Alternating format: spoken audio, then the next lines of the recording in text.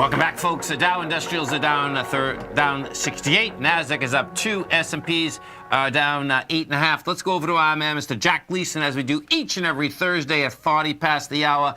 Jack's got a great website, folks. Major League Trading. How's that? Baseball season, October's coming. October's coming. Hey, winter's coming, man. The end of the summer. It's trading time. I love it. Winter's coming. Not for me, guys. Yeah, you're going to Costa Rica, man. Holy cow. Endless summer. Endless summer. Endless summer. You better get that surford out, man. Well, you're gonna have a blast surfing down there. You're talking to two guys that moved from Boston to Florida, so we feel what you're going for, man. Yeah. We're only going to keep going south, too. Exactly. Don't worry. Not a bad idea. Totally. Hey, so we have your charts up. The first one we'd like to talk about is the Nasdaq. So this Nasdaq has been on a tear, no doubt. We got Amazon's going to be $1 trillion company before the end of today, maybe. What's it? Was it 2250 or something? I think it's just 2050, 2050. Yeah. Oh, it's 2050. My goodness. Right. Wow. Yeah. I mean, that thing. I was just saying to my members, I was like, I remember when that thing was $300-400, and it really wasn't that long ago. It wasn't, Jack. We were just looking at the charts. It's pretty remarkable. Yeah. It's over the top. I mean, over the top. And you can.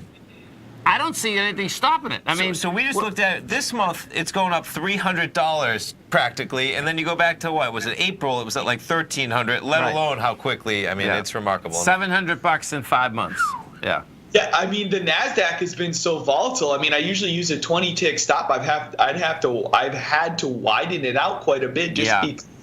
I mean, the moves come in on the back of Amazon and everything else. It's been insane. But yeah, so got that Nasdaq chart up. Got a lot of lines on my screen, but this is basically all the fib sequences I've been watching. Okay. And I know everybody's wanting to know where's the Nasdaq going next. So what I came in here, we talked about a couple of upside targets last week that have been hit. Great move from me being out last Thursday, and I really kind of hammered home that I thought this was the beginning of a bigger bull run. Yeah. Last Thursday's video, but really where my upside targets are right now for the Nasdaq, I have a larger profit target, which comes from the consolidation / pullback that we had at the end of July. Okay. That target is going to be 77.38, and that's that top green line that goes all the way across the screen on that chart. So that's at 77.39. I don't really anticipate us even stalling until we get there. I have one more shorter time frame profit target that was from the consolidation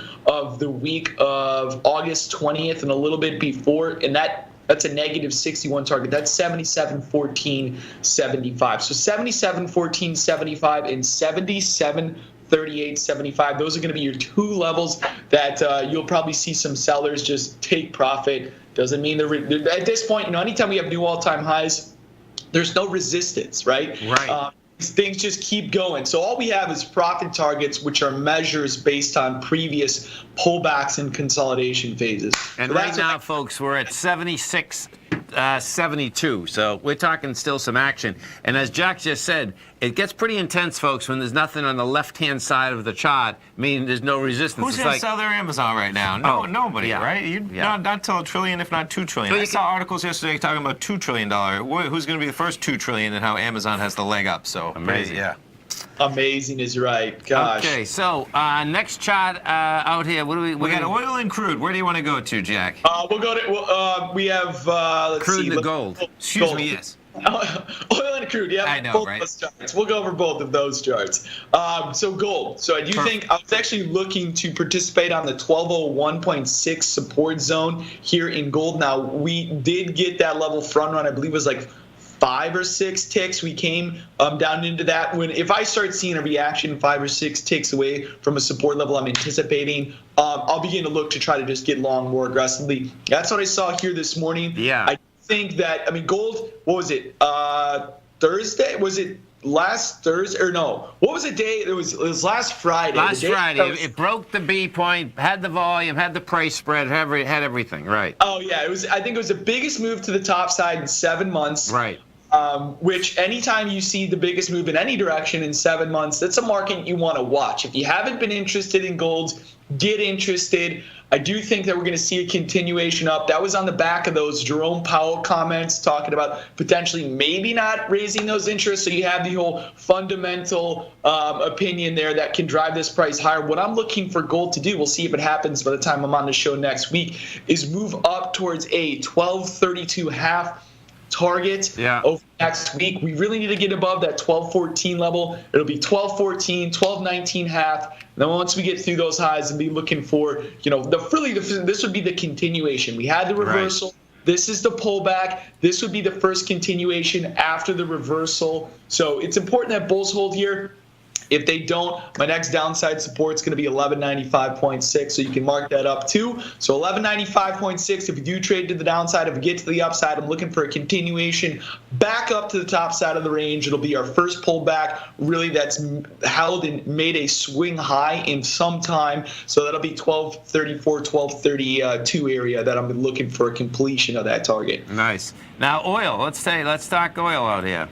Okay, oil, a couple of things. Right now, we are right at what I would consider to be a major resistance level. This level we're currently trading in oil is the full 50% retracement from the highs of the year. That level is 69.88. We're trading 69.85s right now. The high of July 3rd, which is the high of 2018 right now, to that low, which we had right before rollover on the 16th of August. That halfway back is also the previous consolidation area around late July, end of the month, 69.88, major resistance right here. If we get one just check above, I would look at the pretty much my sell zone. That box also begins at 70.80. Yeah. But if we put this level here, we can continue all the way back to the bottom of the range towards the 66 level. So I'm looking for potential signs of a reversal at these highs. If we could start trading back below 69, I'll be looking to participate on the short side of the market there. Otherwise, if we get through this 69.88 level, I'm going to be looking for